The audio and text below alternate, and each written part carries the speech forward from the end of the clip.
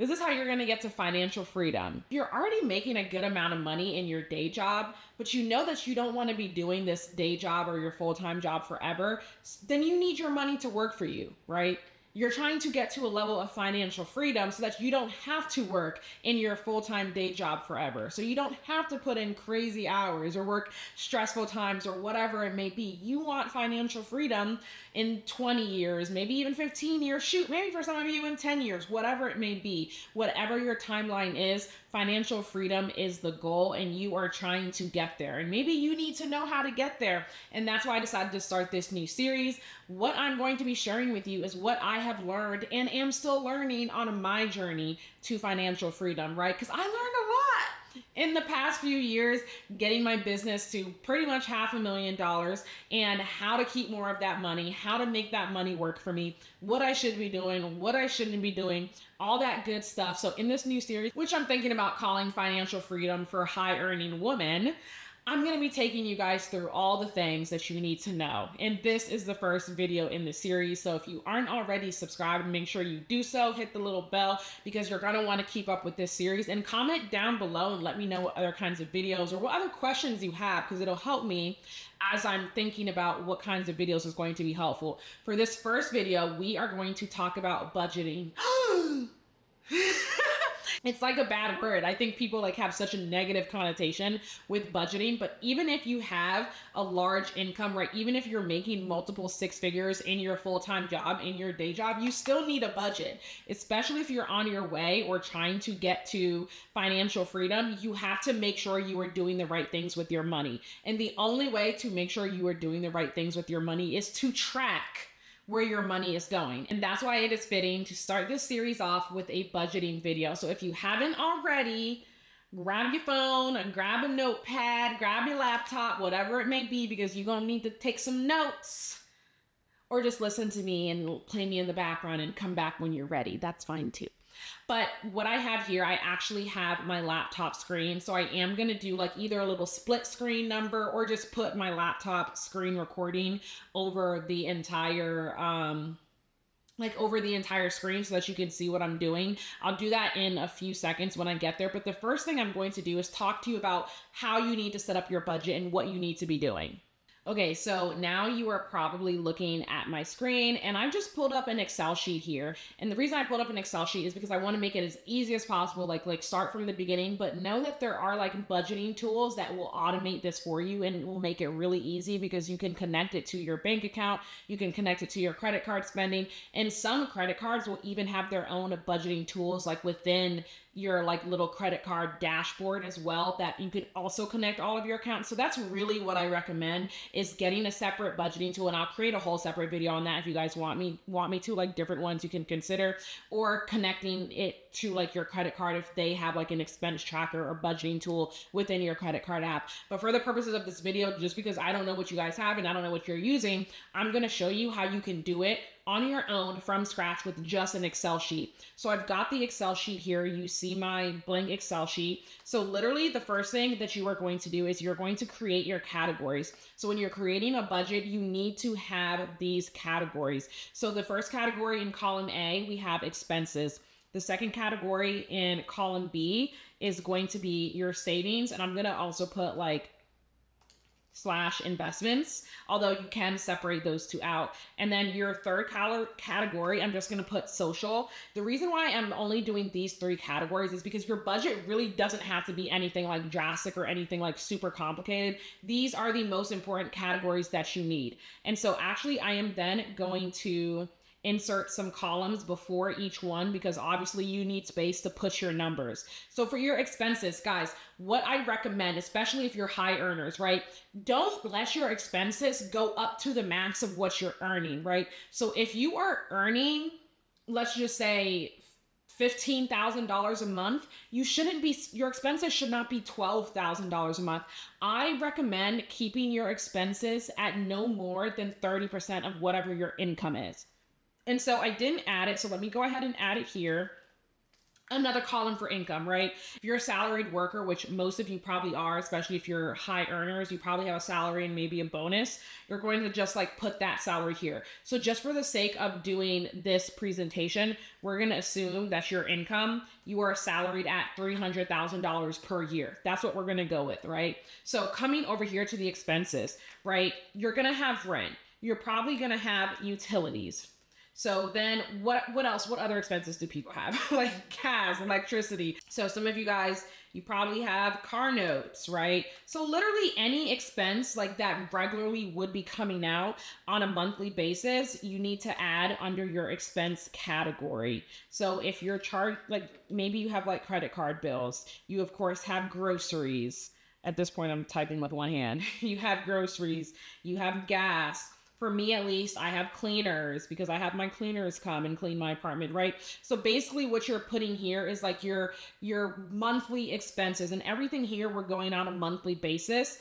And so I'm also going to put like transportation as well because I live in DC, and so transportation is, I keep it separate from gas. But the point is here, put everything that is your monthly expenses. And then you need to go through and fill in these numbers. So I'm just going to fill in some random numbers just for the purposes of doing, oops, that is not $300,000 for rent. You do not want to be doing that. So assuming rent is $3,000, let's assume all of your utilities are $200. Maybe your car note is like $450.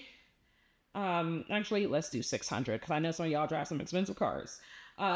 For a phone bill, let's assume like $120. Credit card, that's going to depend like on average how much you're spending on your credit card each month. But let's just put $500, like you're paying off each month. Groceries, $500. Why do I keep adding all these extra zeros? It's because I'm meant to be at this financial freedom level already. That's why. Gas, maybe $150 a month.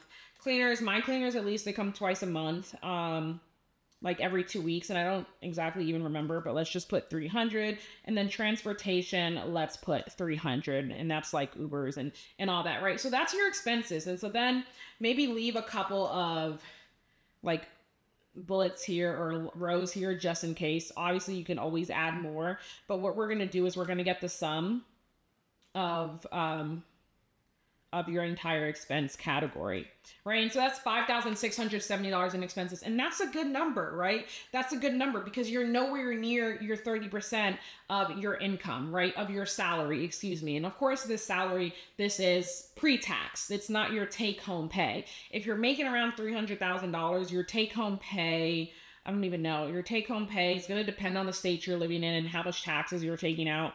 But let's just do... well, let's do this. First of all, let's create salary here, and then let's do take home here. You would obviously have your concrete numbers. I just chose some, I'm just choosing random numbers here for the purposes of showing you guys how you can literally create this from scratch and what you're going to use this budget for. And what I should have said, so I already told you guys, you don't want your expenses to go over 30% of your salary and ideally even of your take home pay. If it is, then you need to start reducing your expenses, because you have to have enough money for what goes in your savings and your investments category, right? You have to have enough for your savings and investments category because that is where the wealth is built. The wealth is built in how much you can put into the stock market, how much you can put into rental properties, how much you can put into side hustles or businesses or whatever it is. That is where your wealth is built. Your wealth is not built in your expenses category. Your wealth is not built itself by your full-time job income if you're not putting that money to use. To get to financial freedom, to build that different level of wealth, you have to be making your money work for you. And making your money work for you comes in the savings and investments category. So that's why you have to know, what are my expenses? How much am I actually spending, right? And your expenses, notice how I separated out expenses from social. The reason why I separated out expenses from social is because expenses is essentially necessities. Expenses are things you cannot live without. Okay, things you cannot live without. Your social, this is like what makes you feel good. This is what, hey, this is like super fun. This is where I'm spending my money for fun. And I believe in spending your money on yourself for fun. If you're making this kind of money, you deserve it. You worked hard for it, but it has to be within reason. You have to do it logically. And so that's why we're going through this budget. Okay, now back to the spreadsheet. Okay, so we left off on take home pay. We're going to assume that your take home pay, if you're making this much, is maybe around $14,000, somewhere around there. Okay, for your savings and investments, first of all, you need your emergency savings, right? So this is, hey, if I lose my job, or if something drastic happens, or there's a health issue or something, or my car breaks down, or my refrigerator breaks, or like there's some leak in my house and I have to fix it. This is so you're not going into debt to fix that issue, right? You have your emergency savings, and what it is here, it's going to be 3 to 6 months of your expenses, right? And so for this, we're just going to do 6 months of your expenses. So I'm going to actually use Excel's automatic math feature to get the total of my expenses and just times it by 6 to get, oopsie, there we go. So times it by 6 to get how much I need to keep in my emergency savings. Guys, make sure you are keeping your emergency savings in a high yield savings account. That is what HYS stands for. It needs to be in a high yield savings account, because you don't want to keep $34,000 just sitting in a regular savings account, gaining pennies on the dollar, literally. If it's in a high yield savings account, you can actually be accruing hundreds of dollars every single month. So if you don't already have 6 months worth of savings in a high yield savings account, then you need to build that up, right? You need to build that up so you have that safety net, so you don't have to worry about anything happening and having to go into debt or not having the money for it. You need to build that up. So that's the very first thing. The second thing is your, like, what I like to call savings fund. And this is for like your big, or you could call it savings fund, but I'm actually not going to do that. What I'm going to call it is like big purchases, right? And when I say big purchases, maybe you're saving up for a Birkin. Cool. By all means, save up for a Birkin. Maybe you're saving up for a $10,000 vacation. Maybe you're saving up for a honeymoon. Whatever it is, right? Your big purchase, this is just something you're saving up for fun. So you're not, again, taking an entire $14,000 check and purchasing that Birkin, because that wouldn't be too smart, right? But if you say you put aside, maybe you say you're going to put aside, well, I'm going to put aside $2,000 per month into my big purchase. I don't know what I'm going to purchase as a big purchase right now, but maybe in a couple months I'll know that I want to purchase something and I'll have the money and I can take it out of my big purchase savings without feeling guilty, right? Because you're not breaking into your emergency savings and you're not making a bad money decision because you were actually saving up for it, right? So this is just an example. You don't have to put $2,000 there. You don't even have to have a big purchase savings. It is something I do though, because there are occasionally times where I'm like, oh, here's this thing that I want to buy, but I don't really want to use my immediate income. But hey, wow, I have the savings that I put aside for every single month for times just like these, right? So I personally find it beneficial. And one of the videos that I will be talking about in this series on financial freedom, that's also how you make sure you feel like you're not restricted, right? You feel like you're getting to enjoy your money. You feel like you're living the luxury life you want to live. It's because whenever I want to buy something, I don't really have to worry too much about the cost, because not only am I, yes, making the money, but I also know that I don't have to dip into my savings or go into debt to buy it, because when I'm not, because it's not every single month I'm like, oh, let me go buy this $5,000 thing. That's not every single month. But when I do feel like that, I know I have the money put aside. And so that's a great feeling, and I get to live my life like how I please. So the next thing here is your investments, guys, your investments. I should have put investments before a big purchase, because you want to have your investment number before your big purchase number. So your investments, I usually recommend investing just a portion of your income. And so 15 to 20%. Here, let's go with 20%. So we're going to do 20% of your take home pay. That would be $2,800 every single month that you're investing. Our second video in this series will be on investment, so I'm not going to get too into detail on it here. But essentially, this $2,800 is what you're going to be investing, ideally automatically when you get paid. It will leave your account and automatically go into your traditional IRA or your IRA account, whatever, and then you're making that investment, okay? And then you're investing that money once it's in there. Like, you actually have to invest it once it goes into the account. Okay, so your investments. Other things that you could potentially be putting in this category here. And you could also categorize it as being in your big purchase category or something else, like whatever it may be. But it could be like, oh, you're saving up for a home, right? So you could say like down payment. So for a while when I was saving up for a down payment for an investment property, I did create a separate like kind of bucket in my Ally high yield savings account where I did put my down payment, right? And I was saving that up, right? I kept that in my high yield savings. So this big purchase is also in my high yield savings. And then like a down payment is also in my high yield savings. So you can literally like put whatever you want into savings. I'm not going to put a number there because this isn't like something like everyone's going to do or that you need to do, but just to show you or give you an idea of what you can be doing or how you can be building this up. The most important thing here in the savings and investment category is your emergency savings and then your investment. So those are the two primary things. So for the purposes of this, I am going to delete like the number in the big purchase again. So the total here that will be coming out of your paycheck, we're only going to count the investments, of course, because like the high yield savings is something that essentially you contribute to until you get to the max, but after that you're not going to be taking out of your paycheck for it, so you may need to account for that if you don't have it saved up already. But right now on a monthly basis, it's just going to be the $2,800 that comes out of your check every single month to go into your investments. So now let's look at this total here, because now that you have this in place, now comes the fun part, which is your social, right? So your total here that you're looking at that comes out of your check before you're going to start spending on yourself, before you're going to figure out how much money you get to spend, you're going to say, okay, how much money is coming out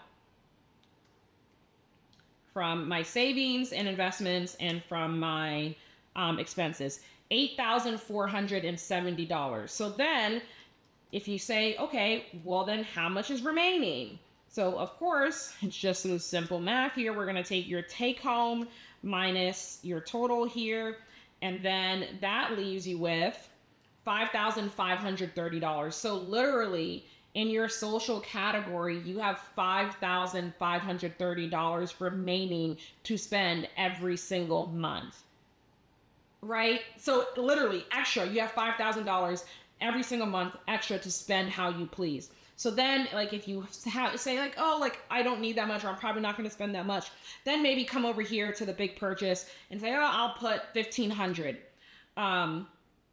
into my like big purchase every single month. So then you're going to add up the two, right? And that brings you to 4,300, which then for your investments and savings, which brings your total over here to 9,970, leaves you with $4,030 every single month. You say, oh, like I'm not ready to buy a house, but maybe in the future I will. Or, oh, maybe I'm going to save it for a wedding, right? You say, okay, like, well, I'll just start putting aside $1,000 for that, right? Again. And so then if you, let me extend this here. So then that leaves you with $3,000. You could decide to add more to your investments, but you don't have to. You're like, okay, I feel like $3,000, that's a good amount of spending money for me each month. So maybe you say, okay, like going out to eat. How much do you spend on going out to eat each month? Maybe you're spending like $750 on going out to eat each month, right? And then how much are you spending on just like shopping? Maybe you're spending $2,000 on shopping or something along those lines, right? And so then your total here is $2,750, which then you would do 2,750 minus 3,030, which leaves you with the small sum remaining. Obviously, right, like I said, you can play around with these numbers to make it fit what you want, especially once you understand your expenses, your emergency savings, and your investments, because you can always take off, like, for instance, I'm not saving for a down payment right now. You can take off, oh, I'm not going to put away for a big purchase right now. And then you have $5,000, say, okay, now I have $5,000 to spend, and that's okay. If you want to spend $5,000 a month, that's okay, because guess what? You're doing what you need to be doing to getting yourself to financial freedom. You're making the investments. You have your emergency savings put away. And then, like, again, this video is not in depth on the investments, but once you hit certain levels in the stock market, you could start investing in real estate. You could start your own or invest in startups, or you can look for business ventures. You can do more things with your money, right? You don't have to spend $5,000 on social things every single month if you don't want to, right? I mean, you could, but if you're aiming towards financial freedom, the goal here is to make your money work for you. So the more you are willing and able to put into investments, real estate, gold, art, business ventures, like your own business, things that are literally going to make money for you, like stocks that will give you dividends, all those kinds of things. That is what is going to get you to that level of financial freedom. And you should actually run the numbers. You should actually go and pull up a compound interest calculator and see, first of all, figure out how much do I need to retire? Like, how much do I need in my pocket to live the life I want to live to retire? And then say, okay, how much would I need to invest to get there? Or what else can I do to get there? Or what else can I do to give me passive income in the meantime if I want to get there quicker? Like, literally play around with these numbers, see where you can get it so that it works for you. And that's why, as a high earner, if you're aiming for financial freedom, you still need a budget. And don't forget, like, tax strategies and like everything to like get the write-offs. You need like a whole bunch of things. That's separate videos that are coming a little bit further down the line. But the point is here, just because you're a high earner and you're making a ton of money doesn't mean you want to spend your money willy-nilly, right? And again, like one of the things I talked about is setting up automation. So I showed you everything here through an Excel sheet, but also recognize that if you can automate it or use a budgeting tool or connect it to your credit cards and connect it to your account so that it does all this categorization for you and everything along those lines, that's going to make your life a lot easier, because then you can go back and look, okay, say, this is how I did this month. I spent a lot more on this month. And if you don't know how much you're spending every single month, that's just like the perfect place to start, is how much am I even spending on social each month? Like, I spend a lot of money on food. Like, I spend a lot of money on eating out. I spend a lot of money on shopping, but I know how much I spend, and I do a pretty good job of staying within my budget and staying within how much I want to spend. And even if I go over 1 month, it's like other months I'm under, and so it ends up being okay. But there's never a month where I'm not investing, right? Because that is automatic. Like, set that up automatically. It automatically comes out of your paycheck and goes into your brokerage account, and then you invest that money. And then on top of that too, I also have a business. That's again another video in this series coming down the line about why, even as a high earner, starting a side hustle or having a business is going to be super helpful for you, especially if you're aiming for financial freedom. So I'm so excited about this series. Again, financial freedom for high earning women, or really, you don't even have to be a woman. It really don't matter. But especially if you're a new high earner, I'm going to be talking about things just like these, new strategies, things, pieces, advice, everything that I've been learning along the way, my journey as I continue to grow and get to financial freedom. And I'm excited to share this journey with you, because guys, we deserve to be a part of the conversation. So somebody gonna tell it, it's gonna be me. Guys, if you like this video, don't forget to like, comment, and subscribe. Comment down below and let me know what questions you have, what would be helpful to include in the series, and share it with someone who you think would benefit from it, that's helping my YouTube channel. That is your thank you to me, so thank you. Don't forget to follow me on social media at Sephora Gray Esquire, and I will see you guys on my next one. Thank you so much for watching. Bye.